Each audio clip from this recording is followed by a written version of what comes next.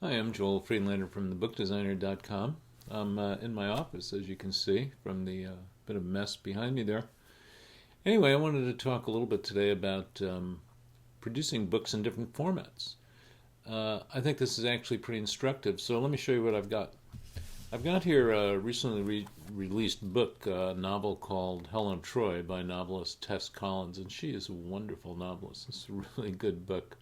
And if you like reading novels, I highly recommend it. Now, you can see that this is a paperback edition. This is a pretty standard kind of paperback.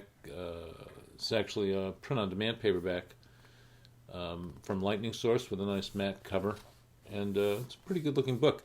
Now, this is the typical book that most self-publishers are producing.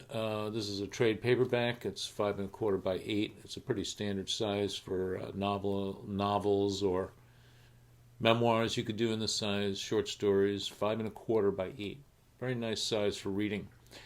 Now, what I want to show you is that, although this is a great book to sell, to distribute work, if you want print editions, sometimes you want something a little special. Maybe you want a special edition, or perhaps you want to sell books to libraries like Tess does, or perhaps you're doing a big review campaign and you want to see if you can get on TV, maybe the Jon Stewart show or something. Now, when you go on a Jon Stewart show, you don't want to send Jon this little paperback because he's not going to like that.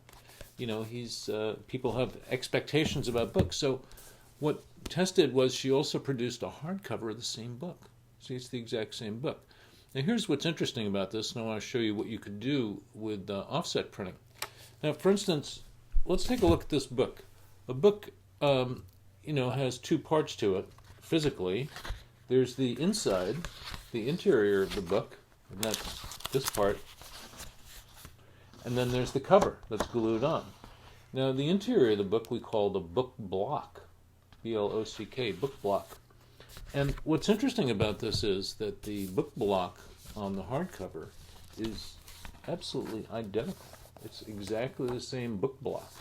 So, in other words, what you can do is you can go to a offset printer and order, let's say, 1,500 of these books, these paperback books. Now, at 1,500, you're probably going to pay about $2.50, let's say, per book for the softcover book. But what you can tell the printer is, and obviously you have to prepare artwork for both the cover and a jacket if you want to do this, but you can have the printer, let's say, print, 2,000 of these book blocks and make 1,500 of them into paperbacks like this. Just glue a paper cover on. That's how we make a paperback. And then you can pull like 500 of the books and have the printer make them into hardcovers, the exact same book block. We just bind it in this case binding and put a jacket on it. So why would you want to do that? Well, here's why publishers love hardcovers. Now, let's say we're going to pay $250, I said, roughly, and that's just a rough approximation of what you might pay for this book. This one's about 210 pages, roughly. So let's say $250. Now, the retail price on the book is probably going to be, let's say, $11 or $12. With the hardcover, printing it exactly the way I described, your hardcover is probably going to cost you about $4.50, about $2 more than the paperback cost you. However, the hardcover is going to carry a retail price of, let's say, $22 to $25.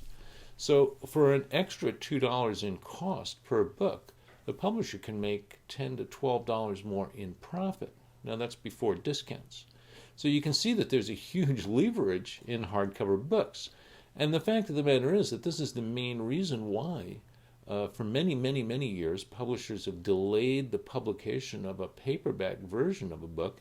And that's why right now publishers are trying desperately to delay the publication of an ebook version, because the ebooks are as inexpensive or less expensive than the paperbacks. Now, the hardcovers obviously represent a huge profit potential for publishers, and that goes for publishers like you and me, too. So the message here is that if you think you have a way to sell some hardcover books this might be a good reason for you to go offset instead of going digital print on demand. And the reason is that the digital print on demand version of a hardcover is much more expensive. This book is probably going to cost about $10 if it's a digital print on demand, whereas you could get it for probably about $4.50, I'm estimating, or maybe even a little bit less offset. Now, there's a huge difference there, and if you can sell a $22 book that you only have to pay $4.50 for, obviously you have a huge amount of financial leverage with hardcovers. So this kind of explains to you, A, what a book block is, B, that you can actually create books with different formats from the same print run. They're all printed at the same time, and then just bound differently. And C, it tells you some of the reason behind why hardcovers are here to stay, and they will be. A lot of people like buying them. They don't mind the extra expense because the books are much more durable. And let's face it, it's a different experience to read one. Now, this isn't right for every publisher or every self-publisher, but if you know about the possibilities of different ways of producing books, you can include that in your strategy considerations when it comes time to publish your book. And it's just another way that you can maximize the work, effort, and all the time you've put in to writing and producing your book when you come to being a self-publisher. So that's my video tip for today. And come back and you'll see another one next time. And I'm Joel Friedlander from thebookdesigner.com.